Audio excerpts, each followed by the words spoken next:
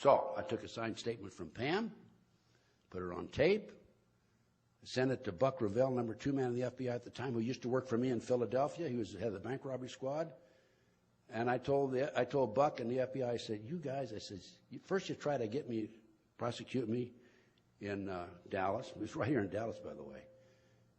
With your investigations, 3 investigations and all. I was 2 days away from being indicted by a grand jury here, by the way. That's another story, and I don't have time to tell it. I said, first you try to get me in Dallas, and now you set this girl up on me. I said, you guys are Bush. Now, for you ladies that don't know what that means you're in minor league, okay? Guys that know baseball know that's what it is. So what else has happened to me? I've had surveillances on me galore. I've had people planning on me, probably 18, 20 people planning on me in the last 28 years. I've had burglaries. They've come into my house, even when I'm asleep. They put a penny on the foot of my bed one night when I was there. One night I went to bed at midnight. I got up at 3 o'clock to relieve myself. My bathrobe when I went to bed was at the foot of my bed. And I got up and here ceremoniously laid out like a rug next to the bed. I've been a victim of cyber terrorism, threatening phone calls, hidden camera.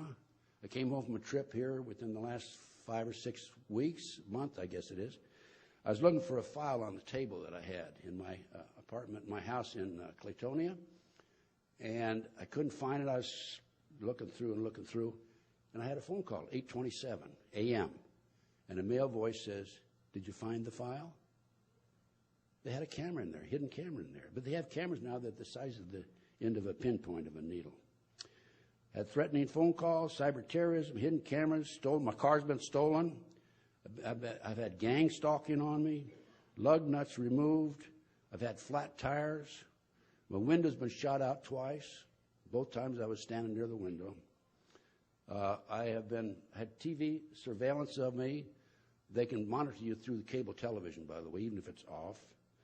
I've had threatening letters, and most recently, I've been the victim of a disinformation program by a guy named Stu Webb and other individuals. And Stu Webb has actually put out word that I was kicked out of the FBI for practicing satanic ceremonies in the federal building. Okay, and you know what? After that disinformation came out, my speaking tours came down to nothing, really. I was doing a lot of lectures before that. And we have enough idiots out there that believe this off the internet because it's on the internet that it really affected my opportunity to get the word out. But this is what they had in mind. It's called a disinformation program. And then the most recent thing, and I will close in just a minute. I have 1 minute left, but I was late starting, right? I wasn't? I was, yeah. I was? Okay. Well, I won't argue with you. Huh? Go for it. Okay. All right. There's no argument then. Thank you, sir. Thank you, sir. But the latest thing to me is I moved a year ago last May, a year ago last May, from Las Vegas, Nevada. I had a condominium there. I had next door was somebody I never saw, and across the hall was an individual who was a security guard. And I'm sitting at my desk, and I can't think. I don't know what's happening. I can't read. I can't do it. I realize that something's happening to me. A friend of mine came in about 11:30 night, said, you're sick, call the paramedic. Paramedics came, took my blood pressure to get to the hospital. I had blood pressure of 242 over 119. And so I knew that there was a serious problem. I had blood tests, and I had arsenic and cyanide in me. I was being poisoned, and I knew this. Within 2 weeks, I left Las Vegas, called John DeCamp in Claytonia, Nebraska, and I said, John, I'm getting out of here. He said, come on back. I've got a place for you to stay. And I now live in Claytonia, Nebraska, about 2 blocks from John DeCamp. Anyway, I was being poisoned.